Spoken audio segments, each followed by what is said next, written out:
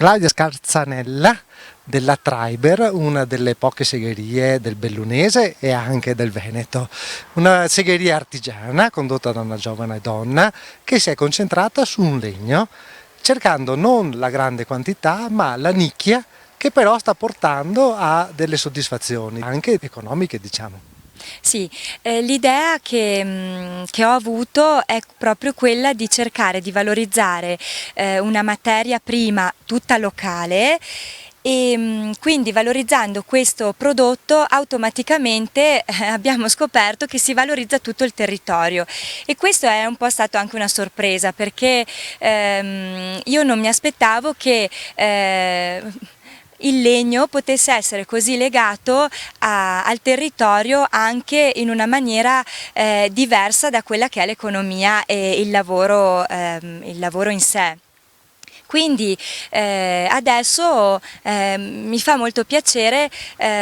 scoprire e pensare la mia attività come un'attività che comunque sta nel territorio, vive nel territorio e può crescere e mantenersi proprio in simbiosi con lo stesso territorio. E questo mi sta proprio dando soddisfazione perché si sta iniziando ad organizzare delle cose, stanno nascendo delle piccole opportunità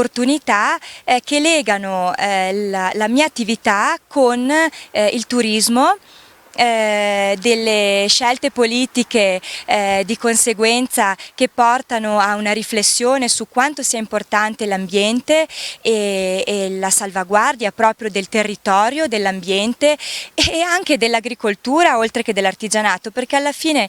ci rendiamo conto che siamo aziende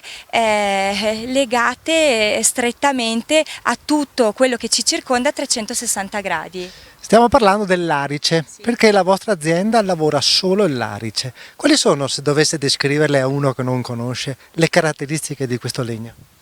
Ecco, allora io lo dico sempre, il larice di Zoldo è sicuramente più rosso degli altri larici che esistono in giro, non ha però delle caratteristiche tecnologiche diverse da tutti gli altri larici, ha però intrinseco nella sua tecnologia tutta la passione e le caratteristiche di una valle, di una natura che ci circonda e che assolutamente sono da valorizzare e stanno dentro questo legno per chi lo sa apprezzare e io sto cercando proprio di vendere questo prodotto non solo per il prodotto in sé, per il valore che ha appunto per le sue caratteristiche intrinseche, ma per tutto quello che vuol dire acquistare il larice di Zoldo, che è un po' appunto contribuire a dare forza e visibilità e comunque futuro a una valle che merita assolutamente di averlo. Lei ha un'azienda che si chiama Traiber, in quanti siete? Io più 4 dipendenti. E quindi è un'attività, diciamo, importante però comunque per la zona. Ma direi di sì, perché comunque è l'unica segheria che c'è qui in valle e quindi dà comunque un servizio importante a livello locale e comunque è una segheria che si sta comunque affermando in un mercato di nicchia proprio perché abbiamo questo larice che difficilmente adesso si trova con queste caratteristiche.